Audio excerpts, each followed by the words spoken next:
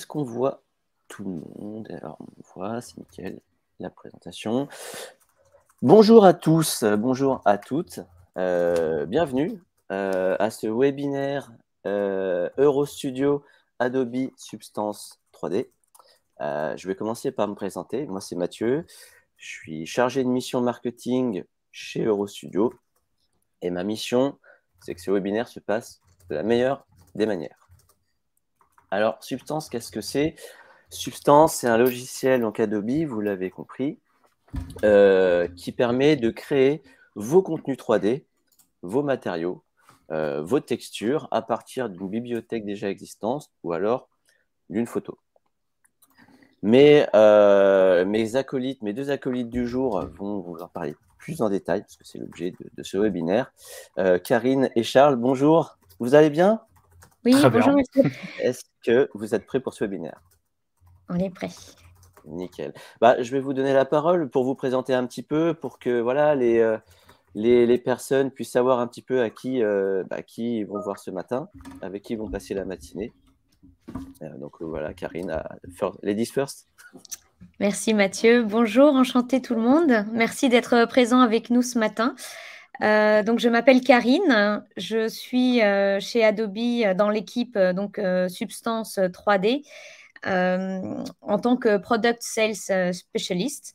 Et voilà, je couvre notamment le marché français pour tout ce qui est tout ce qui concerne les projets 3D avec Adobe. Voilà. Et je travaille évidemment sur d'autres régions en IMI. Je suis basée à Londres et moi je m'occupe aussi du marché anglais par exemple.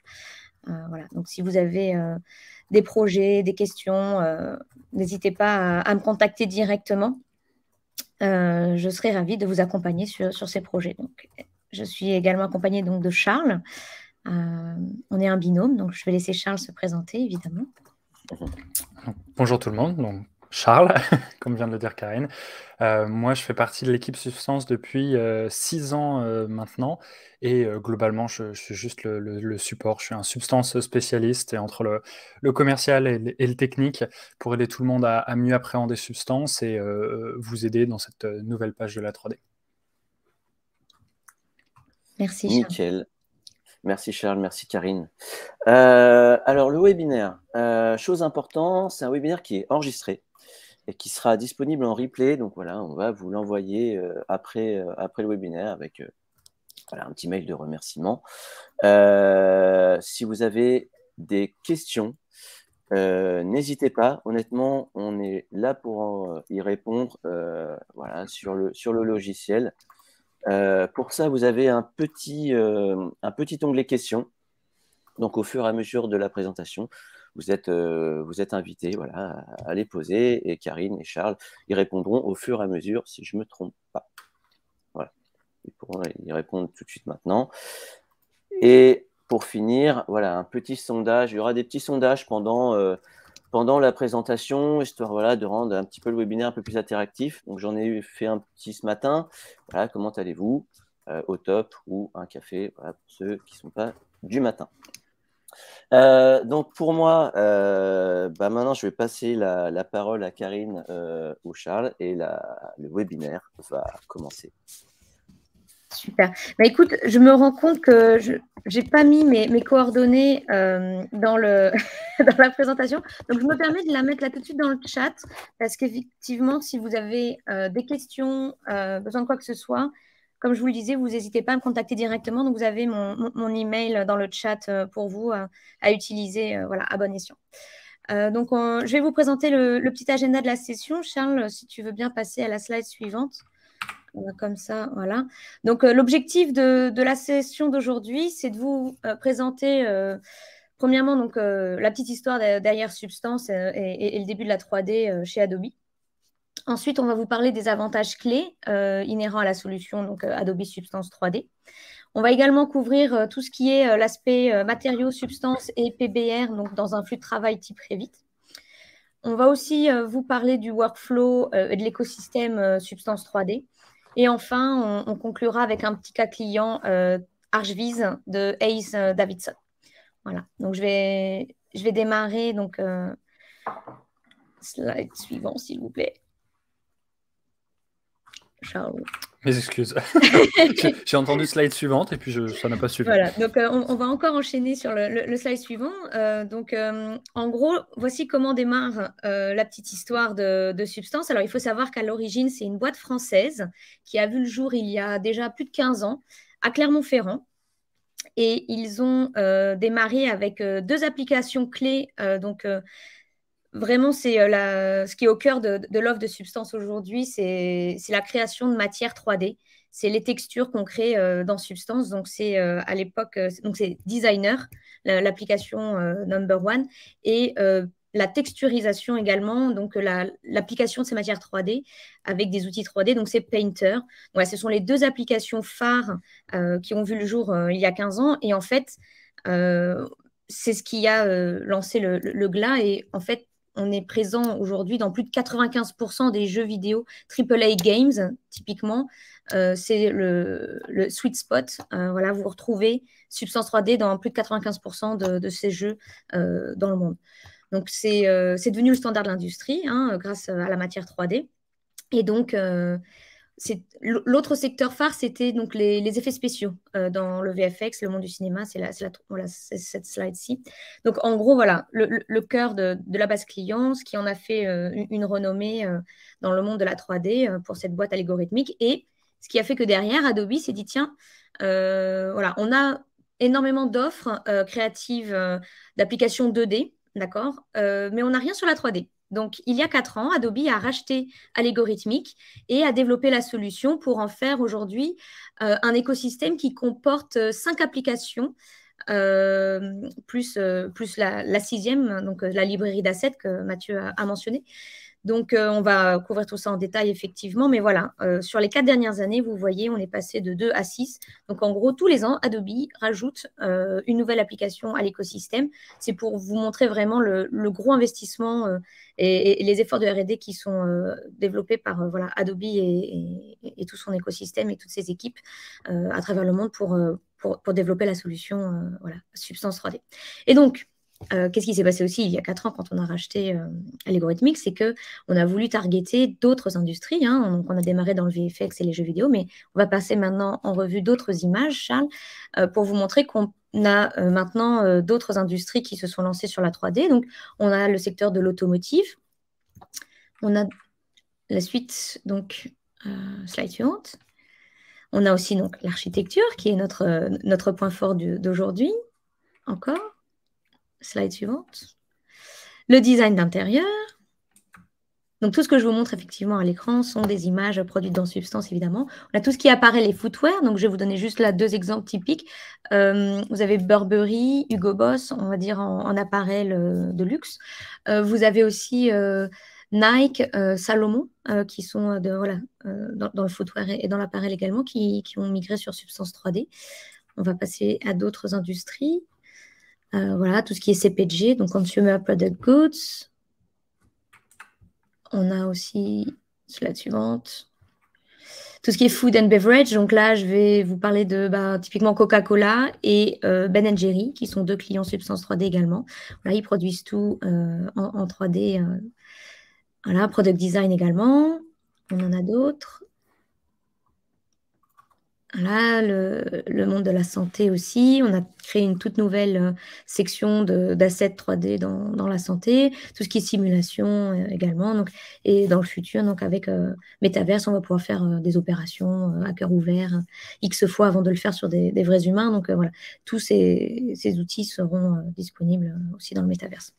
Donc là, c'est une slide pour vous montrer de manière un peu plus synthétique différents logos de certains de nos clients qui ont accepté qu'on partage donc leur nom lors de ce type de présentation. Donc, vous voyez vraiment tous les secteurs industriels et d'activités possibles et imaginables qui se sont lancés déjà sur la 3D avec Substance 3D. Et donc, on va passer à la suite en version vidéo. Donc là, c'est une petite animation qui passe en revue effectivement tous ces secteurs-là aujourd'hui sur lesquels on touche à la 3D. Donc vraiment, le gros enjeu d'Adobe était de pouvoir démocratiser la 3D, de la porter à tout le monde. C'était l'objectif numéro 1 d'Adobe avec l'acquisition de Substance 3D. Donc, il y a plusieurs avantages clés sur la suite Substance.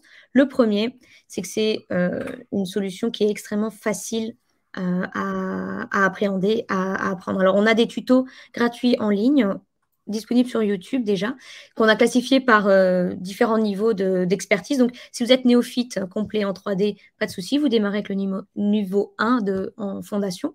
Et c'est aussi catégorisé par application. Donc, je vous ai parlé de 5 applications différentes.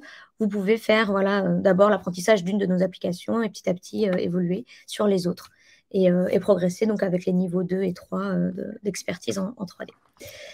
Donc là, petit sondage peut-être qu'on pourrait poser, Mathieu, s'il te plaît, c'est donc pour savoir parmi vous, en fait, qui sont les utilisateurs de nos solutions déjà 2D.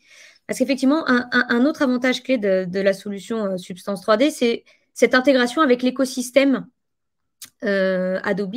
Donc, si vous êtes déjà client typiquement de Creative Cloud et vous avez du Photoshop, de l'Illustrator, de l'InDesign, du stock, voilà, peu importe les applications 2D d'Adobe que vous avez, sachez qu'elles sont partie intégrante avec la suite Substance 3D. Elles font toutes partie du même écosystème.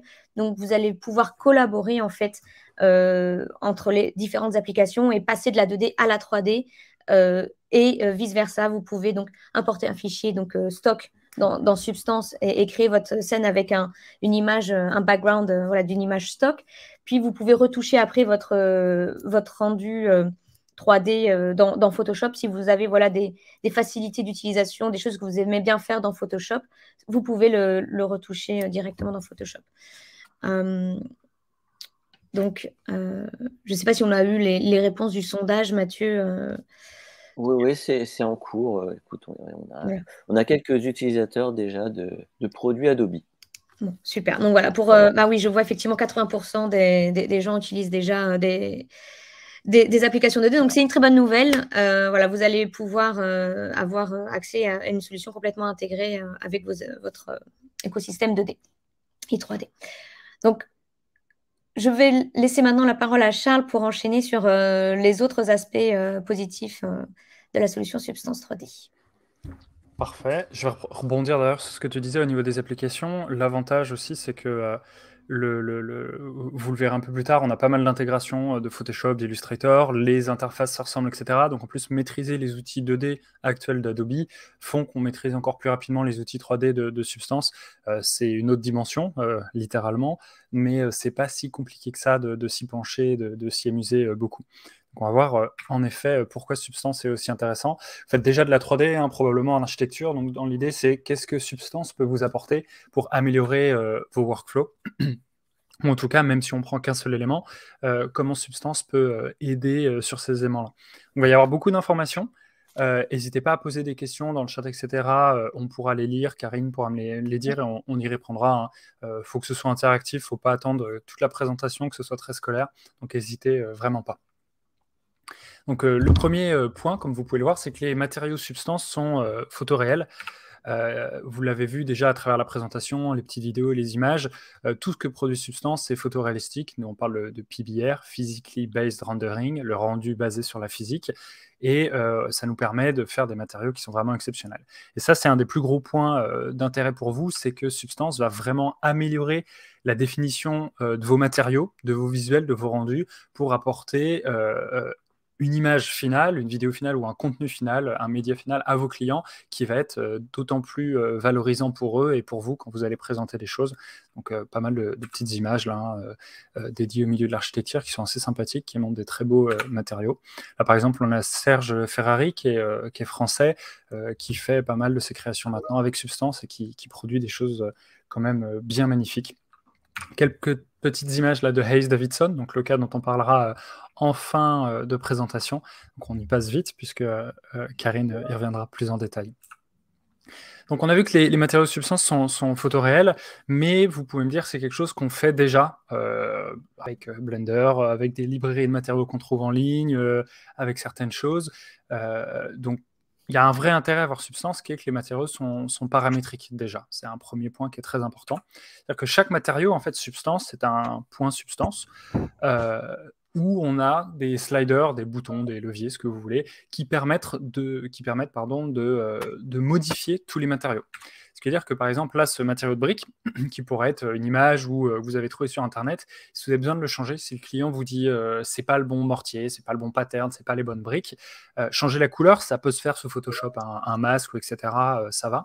Mais après, quand il faut changer plus que ça, quand il faut changer vraiment comment le matériau est constitué, ça devient tout de suite très compliqué. Donc, on trouve d'autres références, elles ne ressemblent pas tout à fait au reste de notre projet, on a des problèmes de rapidité ou de consistance.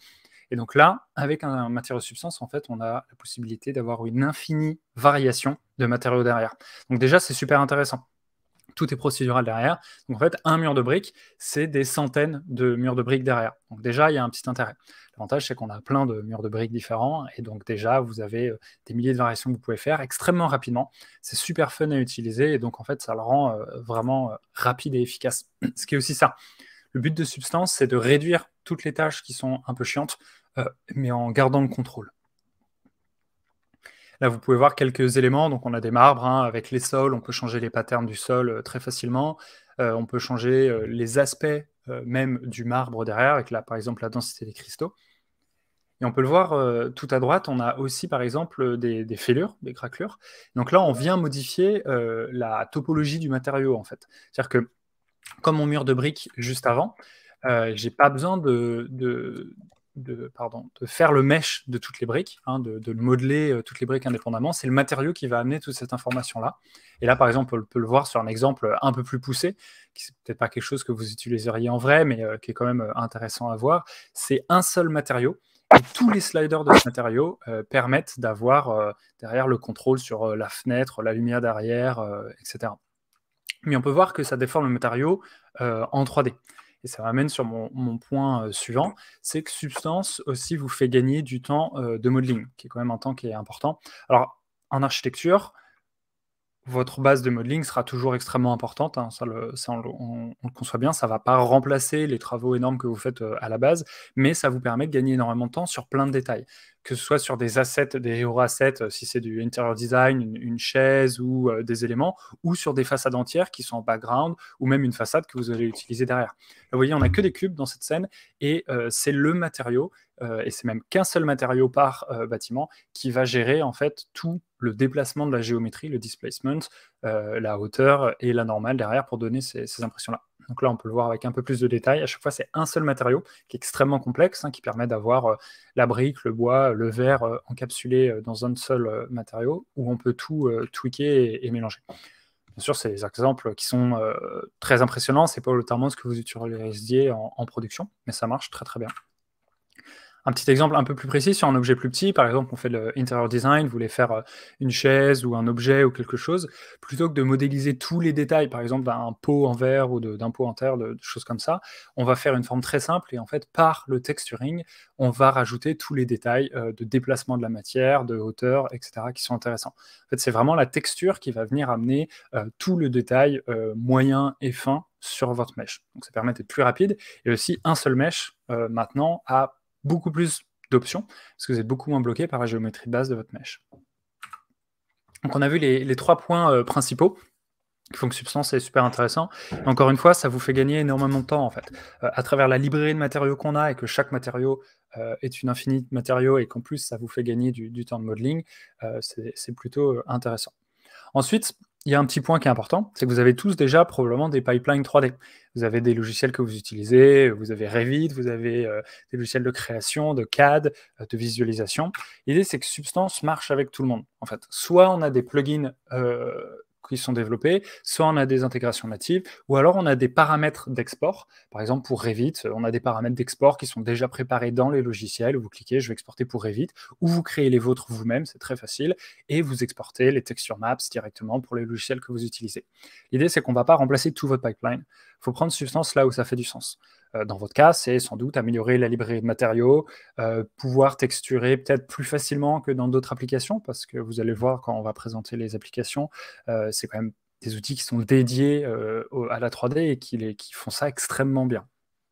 Donc voilà, on marche avec tout le monde. Charles. Vas-y. On nous demande là comment utiliser Substance 3D avec SketchUp et virer pour SketchUp. Est-ce qu'il y a un plugin existant ? Alors ouais, là on peut le voir, hein, pour Viret, on marche avec. On pourra le regarder après. Alors je vais te casser la présentation, hein, mais je pense si vous tapez juste Substance Viret, je crois que la première truc qui tombe, voilà, Viret et Substance Painter, on a de la documentation sur comment utiliser Painter avec Substance Viret ou des choses comme ça. Il y a des vidéos Painter to Viret Workflow, donc c'est tout à fait possible, hein. J'ai pas dans ma présentation, j'ai pas de choses précises. Mais là, on a Jonathan Benenou, qui est un utilisateur extrêmement puissant, qui va créer des choses sous Viret qui sont vraiment magnifiques. Donc, ça se fait tout à fait très bien. Donc là, je pense que c'est simplement, vous exportez les maps et vous les pluguez dans Viret directement avec des paramètres d'export qui sont déjà présents dans les outils Substance. Super. Alors, j'ai encore une question, si tu veux bien. Ah, il faut. Est-ce que l'export vers Revit sera en tant que famille Revit.rfa? Alors, l'export de mémoire pour Revit, ce sera des texture maps. Donc, ça va vous exporter la normale, la height, l'albédo, etc. Et ça, faudra les plugger à la main dans Revit. J'ai une vidéo déjà prête, là. Donc, c'est avec Enscape, hein, mais ça marche pareil avec Revit. Donc là, on est dans Substance, on a un matériau qui nous plaît, on va faire l'export. Et donc, on choisit les paramètres d'export, la résolution, le format là, en PNG. Et en fait, derrière, on va, dans les matériaux de Revit, aller plugger directement les matériaux. Donc là, vous voyez, on a la color map. Ensuite, je pense qu'il va rajouter la normale, le gloss, etc. Donc en fait, on vient les plugger comme ça. Et après, directement, vous allez voir, dans Revit et dans Inkscape, on rajoute le matériau, on a juste à le drag and dropper. Et on a une preview en temps réel qui est super jolie. Génial. Voilà. Alors, troisième question. What about Lumion? Pour Lumion, de mémoire, on marche aussi avec. C'est vrai que je ne l'ai pas révisé, celui-là. Vous allez voir, c'est très simple, hein, mes méthodes de révision. Je tape, voilà. Donc, on marche avec Lumion. Je vous avoue, je n'ai pas le détail directement de comment c'est, si c'est un plugin ou il faut exporter les maps. Je vous invite à regarder derrière, mais vous voyez, il y a beaucoup de contenu sur Internet et je sais qu'on travaille avec Lumion depuis longtemps. Je n'ai juste pas le détail aujourd'hui, je m'en excuse, mais ça marche tout à fait. T'inquiète pas pour ça. Effectivement, j'ai vu ce genre de cas. C'était avec un client en Allemagne qui était sur Lumion. Donc, s'il y a besoin de plus d'infos, je vois Pierre, je vous enverrai une communication spécifiquement sur Lumion ou même dans l'email récap qui partira avec Mathieu. On pourra faire un petit laïus sur ça si besoin pour avoir plus de détails. Alors, dernière question et après on reprend. Donc, le plugin Twinmotion et Alpan, est-ce qu'il existe ou est-ce qu'il est en projet? Alors, je crois que Twinmotion, on a quelque chose. Pour Alpan, je ne saurais pas vous dire. Ça, pareil, hein, on prend les questions et on vous répondra, on pourra vous envoyer un mail. Par contre, c'est important d'avoir vos retours. Hein. Vous me dites, il nous faut absolument un plugin pour tel software. Nous, on n'utilise que ça, etc. Moi, c'est des choses que je dis ensuite à mes product managers. Et c'est vraiment des choses qu'on a une équipe dédiée aux intégrations, aux plugins et ces exports-là. En fait, cette équipe-là, elle prend ces feedbacks et ensuite, c'est comme ça que dans 6 mois, vous voyez un nouveau plugin qui apparaît pour votre logiciel favori. Donc, c'est vraiment aussi important de nous en parler. Bah, c'est super, on me mentionne aussi Artlantis, donc on va reprendre toute la liste à l'issue du webinaire et s'assurer s'il n'y a pas peut-être des plugins qui n'ont pas été affichés parce qu'effectivement peut-être la slide n'a pas été mise à jour avec les cette derniers. Slide-là n'est pas exhaustive, hein. Pour le coup, on ne montre pas tout. Et dans tous les cas, s'il n'y a pas un plugin, c'est vrai qu'encore une fois, normalement, il y a les exports qui marchent toujours, hein. Ça, c'est classique. C'est vrai que c'est un petit peu plus chiant de plugger ces maps une à une, mais ça reste une solution qui marche toujours très bien. Super, merci Charles. Donc ensuite, ça, j'ai pas vraiment de slide dédié, mais c'est rapide à expliquer. Ces substances est toujours consistant et partout. Donc il y a 2 points là-dessus, c'est que comme je vous l'ai déjà parlé, comme on a une énorme librairie, les matériaux Substance sont consistants dans Substance et dans les autres logiciels. Quand vous le prenez dans Lumion, quand vous le prenez dans Revit, le matériau que vous avez vu dans un logiciel Substance, il se comporte de la même façon, il agit de la même façon. Donc ça, c'est quelque chose qu'on travaille beaucoup pour garder cette consistance-là, hein, que ça, d'un logiciel à l'autre, ça saute pas complètement.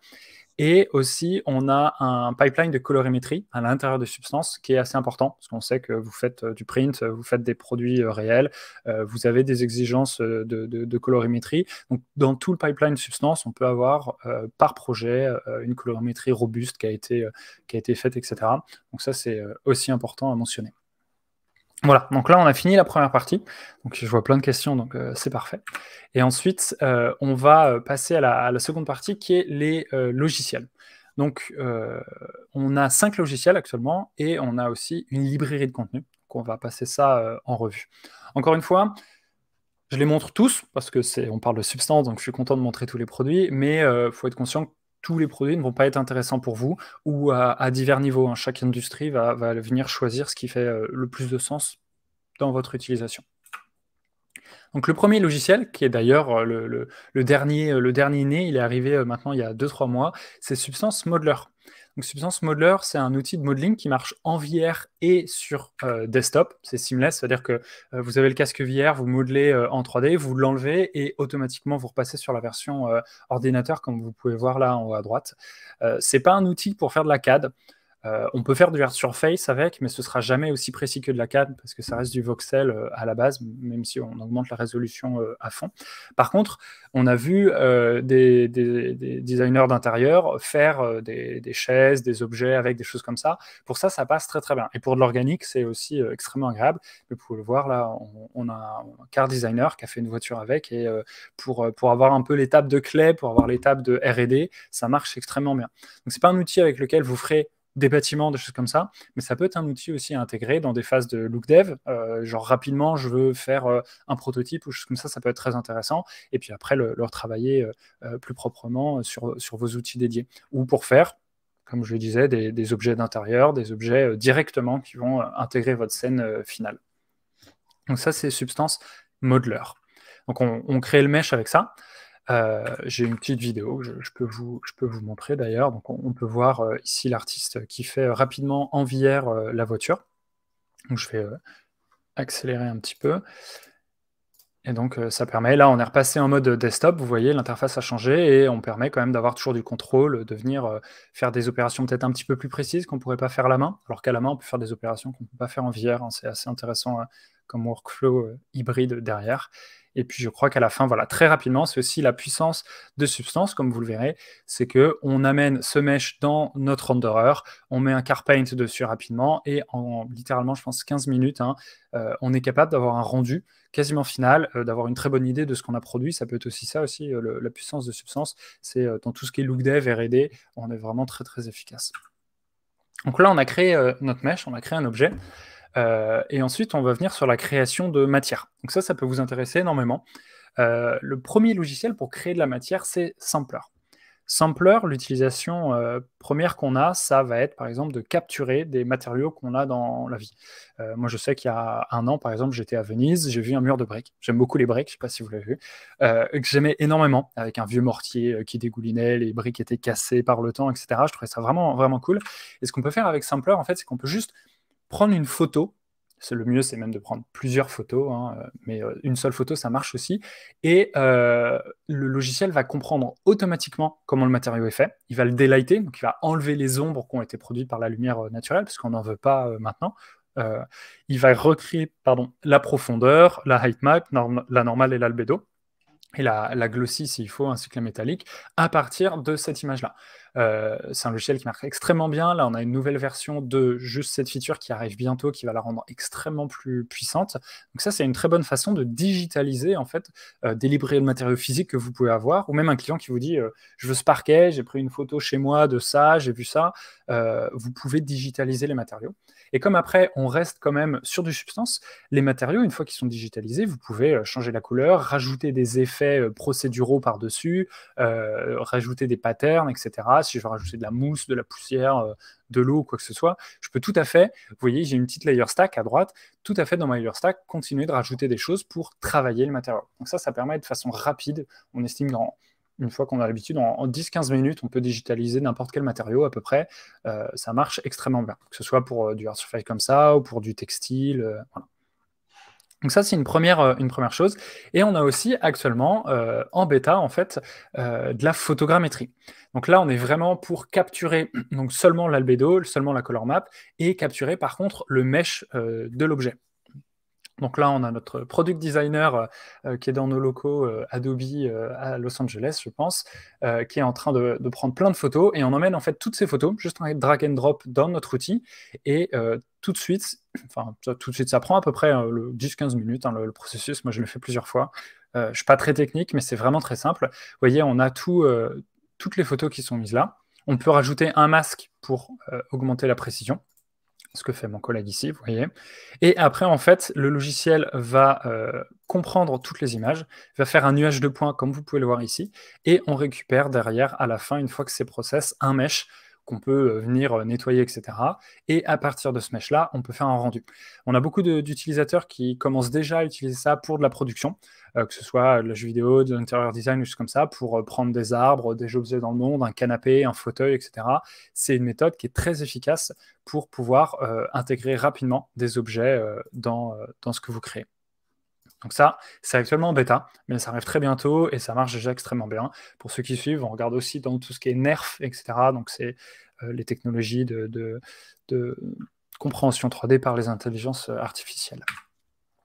Donc là, on avait eu deux façons, enfin un logiciel et deux façons de créer de la matière et des objets. Et ensuite, on a un troisième logiciel qui est aussi une façon de créer de façon beaucoup plus technique des matériaux. Donc tous les matériaux de la librairie qu'on a, la plupart viennent ou sont créés avec Substance Designer. Donc, comme vous pouvez le voir, il y a une petite illustration avec des petites boîtes qui sont branchées entre elles, parce qu'on parle d'un workflow nodal que vous pouvez reconnaître dans certains des logiciels que vous utilisez. Et l'idée ici, c'est qu'en fait, on va venir brancher toute cette petite boîte entre elles, et opération par opération, on va créer par exemple là un marbre, comme vous pouvez le voir à gauche. Et en fait, c'est comme ça que quasiment tout est créé dans Substance. L'avantage de Designer, c'est que vous n'allez probablement pas l'utiliser. Ça peut faire un peu peur, mais il y a beaucoup de gens qui s'amusent beaucoup avec. Mais n'importe quelle matière substance, où vous voyez que vous avez créé, vous pouvez l'ouvrir sous Designer, ouvrir le capot et venir vous-même le modifier. Le marbre, vous retrouvez que les petits specs de quartz ou de brillance dedans, ils ne sont pas bons, il faut changer des petites choses. Vous pouvez à la main venir modifier tout ce qui est créé et en cascade, ça va venir modifier votre objet. Encore une fois, vous n'allez probablement pas obligatoirement l'utiliser, puisque vous avez déjà la librairie de matériaux qui est énorme et qui est tout à fait disponible, mais c'est bien de savoir d'où ça vient. Hop, alors oui, j'avais même une vidéo, en fait, je crois, pour montrer plus en détail, mais il n'y a pas besoin plus que ça, on pourra en revenir si vous y avez des questions. Donc, on a vu comment créer un objet. On a vu deux manières de créer des matériaux. Et ensuite, on prend cet objet, on prend ces matériaux et on va aller dans Substance Painter, par exemple. Donc Painter, c'est un peu Photoshop pour la 3D. Hein, c'est notre application phare, c'est la plus utilisée. On a plus de 100 000 utilisateurs par mois. C'est les derniers chiffres qui sont tombés. Je pense qu'on s'en fait quand même une très grosse application 3D. Et l'idée, là, c'est qu'on va venir appliquer, comme dans Photoshop, un petit peu plus de côté artistique sur les objets. Donc là, par exemple, je vais venir apporter des stitches directement sur ma chaise, puisque c'est un matériau. Vous voyez, alors c'est très rapide, hein, j'espère que vous voyez bien. Les stitches, elles avaient un aspect là rouge. Je peux juste cliquer et changer, parce que ça reste un matériau procédural, donc je peux changer rapidement l'espacement de mes stitches, le type, la couleur, à quel point elles vont déformer le matériau, si elles rajoutent de la height, de la normale, etc. Donc tout ça, en fait, c'est très facile. Et dans Painter, j'ai un Ray Tracer qui est iReg, vous connaissez peut-être, qui permet, par exemple, très rapidement d'avoir un résultat, enfin de voir votre résultat. Et donc dans l'idée, là, par exemple, je viens, pareil, mettre ma stitch. L'utilisateur va aller en ligne dans notre librairie, aller chercher un matériau d'embroiderie pour aller mettre un petit nom derrière, et ça permet de faire tout ça. Donc dans l'idée, c'est que dans Painter, on va vraiment rajouter les touches à la main, de petits détails, etc. Donc pareil, sur une façade, je ne suis pas sûr que pour vous ce soit utile, mais par exemple, pour de l'intérieur design, ça va être extrêmement important que chaque petit asset soit fait, ELR, photoréel, etc., avec tous les détails que vous pouvez rajouter. Donc là, vous pouvez voir le rendu final dans Stager qui a été fait. Donc, on a encore changé quelques petits détails, mais ça marche très très bien. Alors, j'ai une petite question là de William qui vient de me faire rire. Est-ce que vous êtes certain que c'est simple? 3 points d'exclamation. Alors, en vrai, oui, je peux vous montrer des interfaces un peu plus si vous voulez après. Painter, ça ressemble vraiment à Photoshop. Alors, je vais vous montrer. C'est... Ah, j'ai enlevé les slides. Ah, bon, bah, je peux pas vous montrer, j'ai enlevé les slides. En tout cas, juste pour parler d'expérience personnelle, hein, William, je suis commerciale, je ne suis pas du tout technique. J'ai essayé Painter et Stager, c'est les 2 applications avec lesquelles j'ai commencé à m'amuser. Et j'ai simplement suivi les tutos, hein, niveau d'entrée, hein, niveau fondation. Et j'ai réussi à produire le petit robot et les roller skates voilà, que j'ai fait à mon goût, évidemment. J'ai pas suivi le tuto à la lettre non plus. Mais voilà, et même Charles, il a encore plus d'expérience que moi et il a créé encore plus de choses en roue libre. Tu t'es amusé à faire pas mal de petits rendus toi-même. Je charge une petite scène Stager, là, par exemple. Alors, moi, mon background, hein, je suis pas du tout, technique. J'ai vraiment appris tout sur le tas. J'ai aucun entraînement artistique, etc. Donc, c'est vraiment juste par plaisir et d'être baigné dans tout ça. J'ai appris petit à petit. Vous voyez, là, je suis en train de charger une scène Stager, on va parler juste après.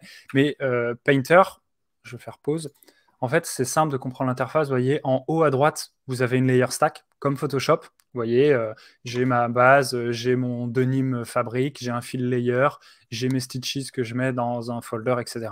À gauche, j'ai ma librairie de matériaux. Je peux aussi avoir ma librairie de brushes. Je peux même importer mes brushes de Photoshop. Donc bon, déjà, vous vous sentez à la maison.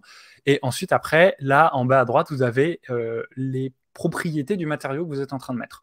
Donc, comment c'est projeté, donc ça, c'est assez simple à comprendre. À quel point ça se répète, la rotation. Est-ce que je vais appliquer juste la height, juste la color, juste la métal? Voilà. C'est des choses, évidemment, vous êtes dans le monde de la 3D, il y a des termes à apprendre, des choses comme ça. Vous connaissez déjà, je pense, en majorité de toute manière. Mais Painter, ça se prend vraiment facilement en main. Et moi, j'adore m'amuser ensuite dans l'étape d'après, qui est Stager. C'est-à-dire que une fois que vous avez fait tout vos matériaux, etc. On va venir dans Stager créer une scène. Donc là, par exemple, j'ai créé une petite scène. Donc vous voyez vraiment rapidement, hein, c'est pas obligatoirement Stager que vous utiliserez, mais bon, c'est l'exemple que je vais vous montrer. Là, j'ai un canapé qui est, je pense que vous pourrez tous me le dire, tout à fait moche. Donc j'ai ma librairie de matériaux ici. Je peux juste drag and drop dessus. Donc là, j'ai un beau matériau. Je crois que c'est un petit cuir de buffalo qui est très sympa. J'ai créé quelques caméras, donc par exemple, je peux mettre dans celle-ci. Et après, à tout moment, en fait, je peux activer le ray tracing. Donc ça va, voilà, hop, vous pouvez voir le grain qui s'en va. Et là, j'ai une vue en temps réel ray tracée qui est extrêmement précise. Je pense qu'on est quasiment à 90% du résultat que vous aurez quand vous ferez votre rendu final. Et je peux tout à fait voir si mes matériaux fonctionnent bien entre eux, si c'est intéressant, si ça marche bien. Et derrière, c'est plutôt cool. Et donc là, vous voyez, j'ai mon mur, par exemple, derrière. Je peux aller voir mon matériau, si je le retrouve, et je peux aller le changer rapidement, comme le Buffalo Laser. J'ai toutes les options. Je peux changer la résolution. J'ai des paramètres. Je peux peut-être le passer en gris. Voilà. Donc là, maintenant, j'ai un cuir gris. Donc, je peux aller, si vous voulez. J'espère que c'est pas trop noisy pour vous. Ça va prendre un petit instant. Je m'excuse. Je vais peut-être couper là. Voilà. Et vous voyez, maintenant, j'ai un cuir qui est gris derrière, qui a été placé, parce que, encore une fois, je suis sur un matériau qui est paramétrique. Donc, très rapidement, je peux tester plusieurs options. Mon mur, je pourrais mettre un mur de briques derrière et voir, OK, est-ce que ça marche? Non, je veux changer telle couleur, etc. C'est aussi ça, la puissance de Substance. Et derrière, là, c'est notre render qui est Stager. Je vais ne pas enregistrer et on va repasser sur la présentation.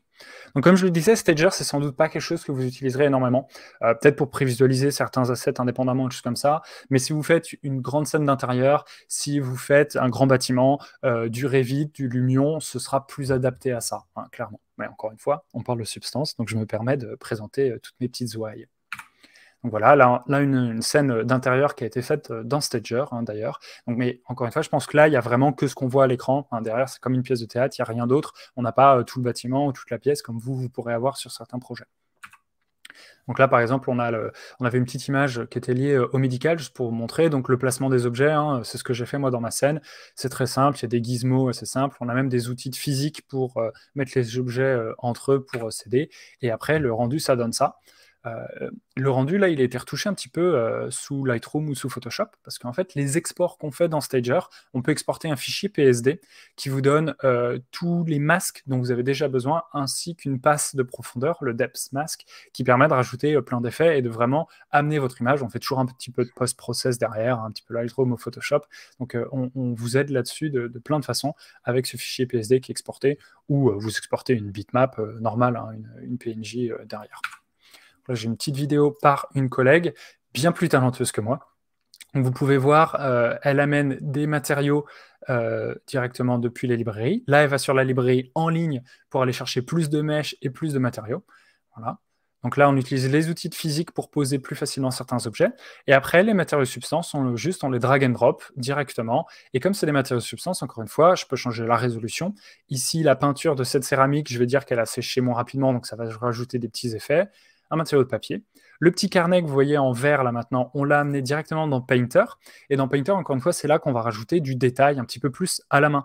Donc elle va rajouter cet emboss de feuilles dorées qui va venir un petit peu vieillir comme ça, simplement comme on ferait sous Photoshop. Et là, on marche directement en 3D. On travaille toutes les textures maps d'un coup si on le veut, donc tout ce qui est height, normal, albedo, etc. Donc là, pareil, avec le crayon, on va rajouter un petit peu de détail. Ici, on drag and drop un fichier PSD au Illustrator, parce qu'on marche avec, et on a au final un superbe rendu qui a été fait. Donc je peux vous montrer là, par exemple, derrière, un petit rendu, et on a celui-là aussi. Donc ça, c'est Stager. Encore une fois, pour vous, je ne sais pas à quel moment ça peut être complètement intéressant, mais pour plein d'options, ça marche extrêmement bien. Et puis on a la dernière slide liée à Stager qui vous montre toutes ces petites boules de matériaux. Et ça m'amène très facilement à ma prochaine slide qui est la librairie Substance. Donc la librairie Substance, que je peux vous montrer en ligne directement. Ça, c'est l'avantage, vous voyez, je ne suis même pas connecté. Vous pouvez juste taper Substance Assets sur Google. Et le premier lien que vous avez, c'est la librairie de matériaux. Et en fait, vous pouvez browser par collection, si vous le souhaitez. Donc là, vous voyez, j'ai art graphique, des cotons, on avait un summit de couture, vous voyez, j'ai pas mal de choses, j'ai des murs. Donc tout ça, on va essayer de regrouper des collections qui font sens, ou simplement, si vous le souhaitez, je peux aller dans tous les matériaux. Donc j'en ai 12 000 actuellement. J'ai aussi des modèles, des éclairages, pour éclairer vos scènes directement. Et par exemple, là, si je veux un joli béton, voilà, j'ai plein de béton, d'asphalte, de concrète. J'aime beaucoup le brutalisme, par exemple, donc j'adore toujours voir un beau béton derrière qu'on peut regarder. Donc il y a plein d'options derrière pour s'amuser avec. Et encore une fois, quand je clique dessus, je peux voir le résultat que ça va rendre. Et j'ai quelques paramètres qu'on a prédéfinis. Je peux même l'ouvrir dans le lecteur web et venir jouer avec directement. Donc, parfois, ça met un petit peu de temps à charger, donc c'est pas toujours intéressant à montrer tout de suite. Alors, j'ai d'autres questions en parallèle, Charles. Les matières créées avec Sampler, est-ce qu'elles sont intégrables à Archicad, Twinmotion Toutes les matières créées via les outils Substance s'exportent de la même façon. Donc, soit un point Substance qui va marcher directement avec une intégration ou un plugin, une intégration native ou un plugin, ou alors vous exportez les maps. Donc, au final, en fait, ça revient au même. Ça va marcher normalement avec tout le logiciel. Je ne vois pas du tout de soucis derrière. Merci, Charles. Il y a une autre question aussi sur l'aspect plutôt, voilà, quel type de hardware est-ce qu'on recommande pour un PC ou un Mac, avec quelle RAM, carte graphique, etc. Donc, je vous ai mis directement un lien avec les recos Adobe, d'accord, pour utiliser Substance dans les meilleures conditions. Et j'en profite aussi, il y avait une autre question. Est-ce que le format RAW est supporté, RAW?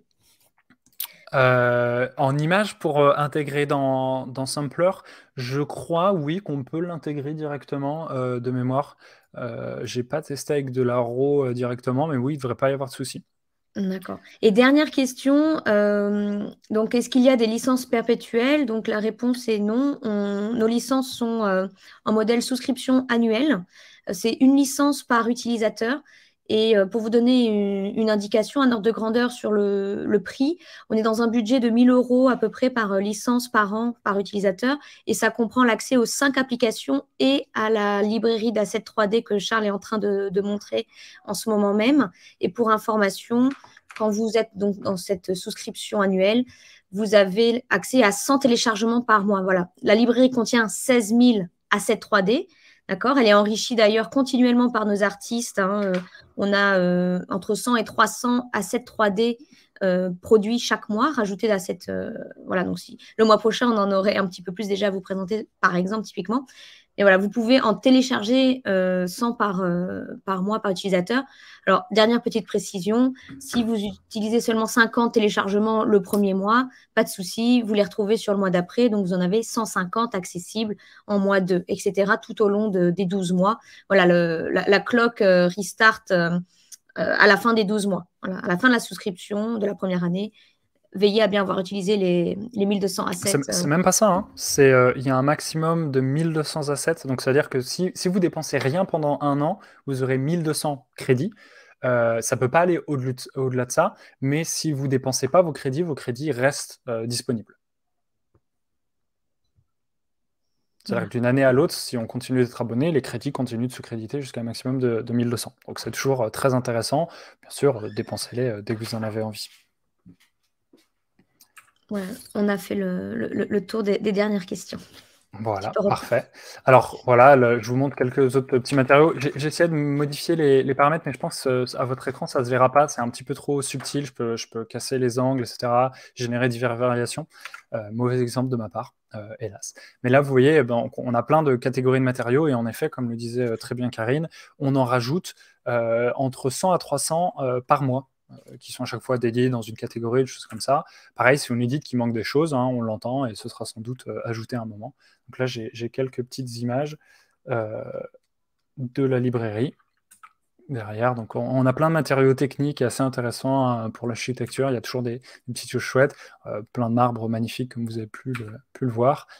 Des petits bois, très bien. Voilà. Donc là, après, c'est toujours un plaisir à montrer. C'est le moment joli de la présentation. Donc là, encore une fois, pour vous montrer tous les paramètres. Donc chaque matériau, précisément les bois, surtout pour les sols, on peut changer la coupe, le type de varnish, la veine, le type de bois. Il y a vraiment tous les paramètres qu'on pourrait souhaiter avoir. Donc on a vraiment un contrôle de fou sur les matériaux qui sont générés derrière, vraiment au grain du bois près, quoi.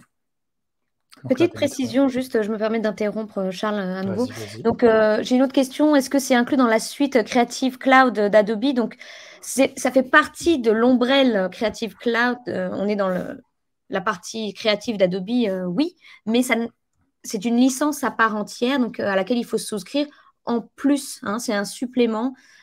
Si vous souscrivez à Creative Cloud All App, vous n'aurez pas la partie substance d'inclus. C'est bien une licence à payer en addition. Et ensuite, d'ailleurs, tu vas pouvoir reprendre le flambeau, Karine. C'est le cas client pour Hayes Davidson. Super. Je te remercie, Charles, pour tout ce que tu as présenté. Et merci d'ailleurs pour toutes les questions qu'on a eues. C'est super intéressant d'avoir une activité pareille. Ça m'a fait très plaisir de voir que vous étiez aussi actif et participatif. Donc maintenant, le cas Hayes Davidson. Alors, pour ceux qui ne les connaissent pas, Hayes Davidson, c'est un studio de visualisation architecturale. Ils sont basés à Londres, donc à côté de chez nous. Ils sont basés à Paddington, voilà, pour être plus précis. Et en fait, c'est un studio pluridisciplinaire qui produit des travaux pour tout ce qui est planification, marketing, immobilier. Ils font aussi des concours d'architecture, voilà. Donc, ils ont été fondés en 1989 par Alan Davidson.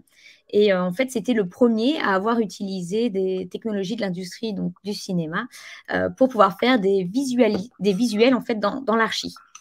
Donc, ils ont en fait, depuis lors, travaillé avec certains des plus grands architectes et designers sur des projets emblématiques à travers le monde.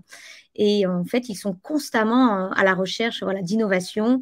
Ils sont dans la découverte constante de nouvelles technos pour assurer de toujours communiquer en fait leur design de la meilleure façon qui soit et de la manière la plus appropriée en fait possible avec leur public, sans aucune limite.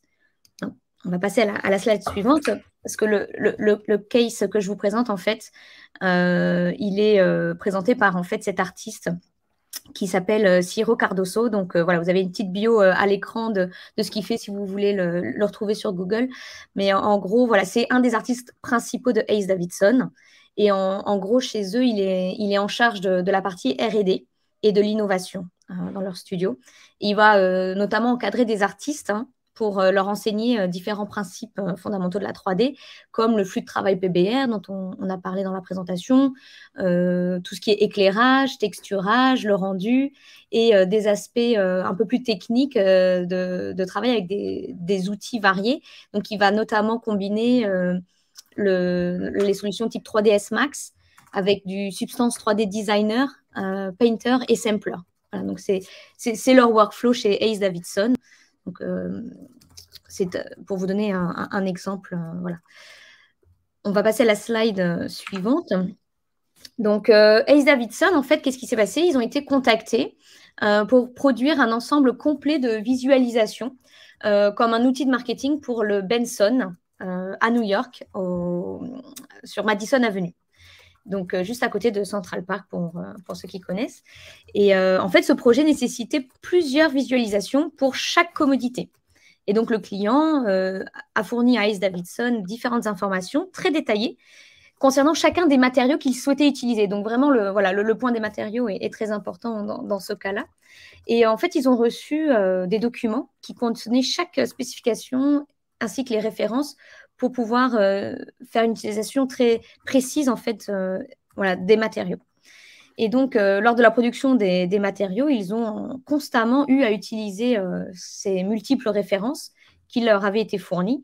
Et ils ont en permanence eu des échanges avec le client pour avoir notamment des feedbacks, pour pouvoir accéder à ces matériaux physiques.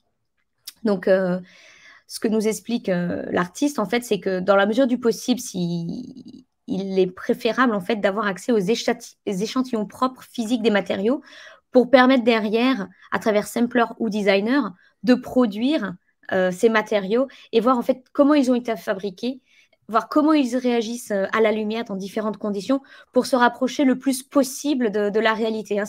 Et donc, la puissance des outils qu'il utilise, en l'occurrence Designer et Sampler, va lui permettre d'arriver à cet aspect photoréel des matériaux qui lui sont demandés donc, par son client.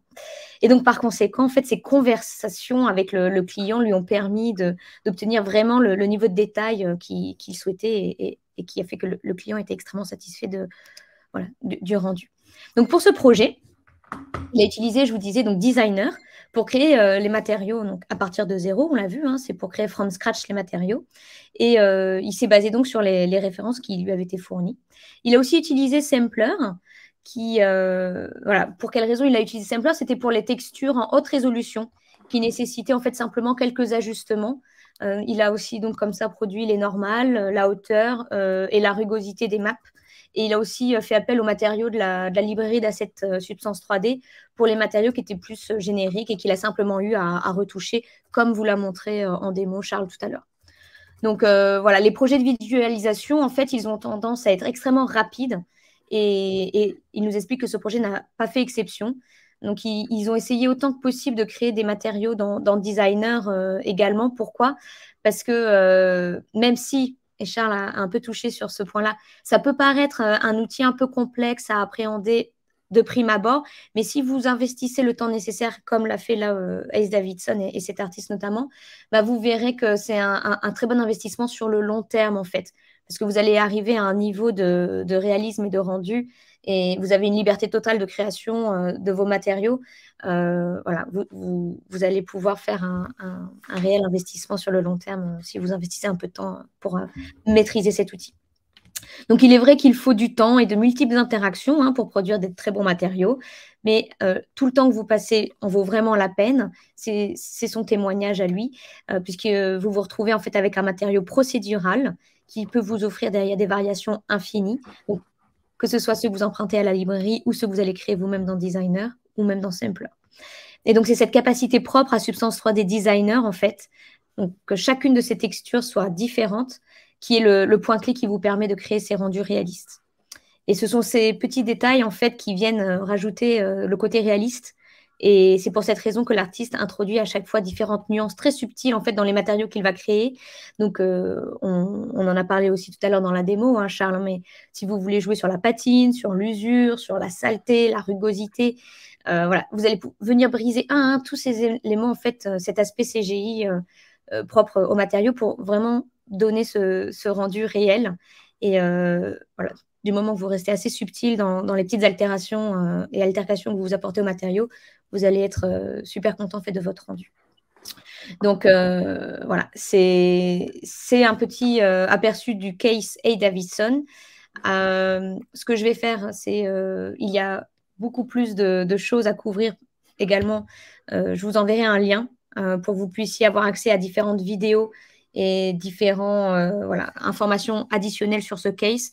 Je vous invite à le lire en détail pour ceux que ça a intéressé avec ce que je viens de vous présenter. Donc, on arrive à la fin de notre webinaire. je n'ai pas d'autres questions sur le chat de mon côté. Si, il y en a une qui vient d'arriver. Est-ce qu'il y a des formations en français? Cela fait longtemps que je cherche un centre de formation sur cette suite, mais je n'en trouve pas. Donc, c'est quelque chose qu'on n'a pas aujourd'hui encore On n'a pas un programme de formation au sein d'Adobe. Ce n'est toujours pas le cas. C'est quelque chose auquel on travaille puisque cette année, j'ai eu énormément de requêtes sur la question et c'est un des points que j'ai soulevé en interne d'ores et déjà. Donc, pour 2023, j'espère qu'on va pouvoir avoir quelque chose. Ce serait fait évidemment à travers des partenaires donc, qui seraient certifiés pour être formateurs, comme on le fait sur d'autres de nos solutions, évidemment. Donc, dès que ce sera disponible, on vous tiendra au courant, évidemment. Ce qu'on a comme alternative aujourd'hui, donc, pour rappel, les tutos, en ligne, gratuitement accessibles et disponibles. On a aussi des booster programmes. Alors, dans la mesure où vous devenez client de notre solution, on a ce type de formation qui est disponible à partir d'une classe de 10 utilisateurs. Donc, si vous avez 10 licences substances, vous pouvez prétendre à ce type de programme et bénéficier de plusieurs heures de formation avec des artistes 3D Adobe qui vous prennent en main avec vos équipes et qui travaillent vraiment sur des formats et des cas d'usage qui vous concernent avec des matériaux, des outils que vous utilisez déjà. Et donc, on fait du tailored training au cas par cas avec nos clients de 10 licences en point de départ. Si vous en avez plus, tant mieux. Merci Karine, merci Charles pour la présentation. Franchement, c'était top. On a eu beaucoup de questions. Je ne sais pas si on a répondu à tout. C'est surtout les complémentarités avec des logiciels comme Archicad, Twinmotion. On a eu aussi Arc+. Je ne sais pas si Charles, tu peux apporter des éléments de réponse. Attends, avec le logiciel Arc+, DWG3D, DXF3D. Alors, si on n'a pas la réponse tout de suite, ça fait partie de la liste. Ça me dit rien. Je ne suis pas sûr qu'on ait de plugin dédié, mais encore une fois, les exports de Painter marchent. Le workflow que je vois le plus, moi, de toute manière, c'est les gens browsent la librairie, trouvent un matériau qui correspond à 80% ce qu'il faut. Ils l'ouvrent directement dans Sampler, qui est extrêmement simple. Il modifie les paramètres et ça va. Si c'est pas assez bien, vous pouvez l'ouvrir dans Designer et modifier un peu plus à la main le truc. Et derrière, on exporte les texture maps directement et ça marche super bien. Après, on a des logiciels où on a des plugins, mais cela, ça me dit rien. Mais on va vérifier. De toute façon, on va prendre les questions et on vous enverra sans doute un petit mail de réponse pour les questions qui demandent à être un petit peu plus éclaircies. Il n'y a aucun souci. Dans tous les cas, tout est enregistré. Donc on vous enverra les docs que Karine nous fournira, Charles nous fournira, pour que vous ayez le plus d'informations au niveau de vos réponses, tout simplement. Oui, on peut mettre aussi le mail de Charles dans le chat pour ceux qui veulent contacter Charles directement. Sinon, ça passera par toi directement. Et, oui. Quand Karine vous répond, on est toujours en binôme pour répondre à ces questions, donc vous aurez les informations. Alors, vous pouvez m'envoyer directement les questions, je les transférerai à Charles. Voilà. Donc n'hésitez pas, si vous avez des questions, on est là pour y répondre, bien sûr. Honnêtement, beaucoup de questions, ça fait vraiment plaisir. Un petit truc qu'on peut rajouter, si ça vous tente de tester Substance tout de suite, vous pouvez le faire. On a un mois d'essai. C'est pas beaucoup, on le sait. Donc si vous voulez plus, vous pouvez aussi nous contacter et on peut faire des essais professionnels de 3 mois. Comme ça pour que vous ayez le temps. Nous, on vous suit derrière. Vous avez des questions, vous pouvez les poser, etc. Donc, pendant que vous testez le logiciel pour essayer de l'apprendre, ça, par contre, il faut nous contacter pour faire ces trucs-là. Et on a aussi un Discord, pour ceux qui connaissent, c'est comme un chat, etc., qui vous permet de poser des questions. Pourquoi ma normal map, elle est inversée? J'ai le logiciel qui plante quand j'appuie sur 4 boutons. C'est des petits trucs, on a tous des problèmes avec. Et avoir un Discord où vous pouvez échanger directement avec nous et des utilisateurs qui sont excellents, ça permet de gagner du temps. Et puis, tous les articles qu'on vous a montrés, toutes les images, dont l'article de Hayes Davidson, sont disponibles sur le site Substance Magazine. C'est un blog, globalement, où on met des user stories, du contenu pour plein d'industries, dont évidemment l'industrie, le CPG, l'architecture d'intérieur, etc. Et là, vous pourrez trouver plein de contenus créés par différentes personnes qui vous disent comment elles utilisent Substance. Ça peut vous donner une idée de, OK, il faut que j'intègre ça de telle façon, ils ont tel workflow. Donc tout ça, c'est plein de contenus qui sont disponibles pour vous. Je vois que Karine met les liens dans le chat, on vous les renverra dans un email, mais qui sont disponibles pour vous maintenant pour essayer. Et après, on vous attend avec toutes vos attentes et toutes vos questions. Voilà, comme l'a dit Charles, je vous ai mis tous les liens qui viennent d'être cités, mais on fera un récap par écrit avec le recording. Exactement. La prochaine étape. Écoutez, Karine, Charles, si vous n'avez rien à rajouter, moi je vais vous remercier pour cette présentation. C'était vraiment bien. Bravo. Merci aux participants. On était assez nombreux aujourd'hui, donc très très bien. Je vais merci. Bon appétit. Midi, donc il est temps d'aller manger afin d'ingérer un petit peu toutes ces informations. Et voilà, on revient vers vous assez rapidement avec le recording et toutes les informations au niveau de Substance 3D. Voilà. Karine, Charles, vous avez un dernier mot ou pour vous, c'est tout bon? Très bien. Ravi d'avoir été là avec vous aujourd'hui. Merci de nous avoir invités, Mathieu. Merci, avec plaisir en tout cas. À bientôt tout le monde, au revoir et merci beaucoup. Merci, au revoir. Au revoir. Au revoir.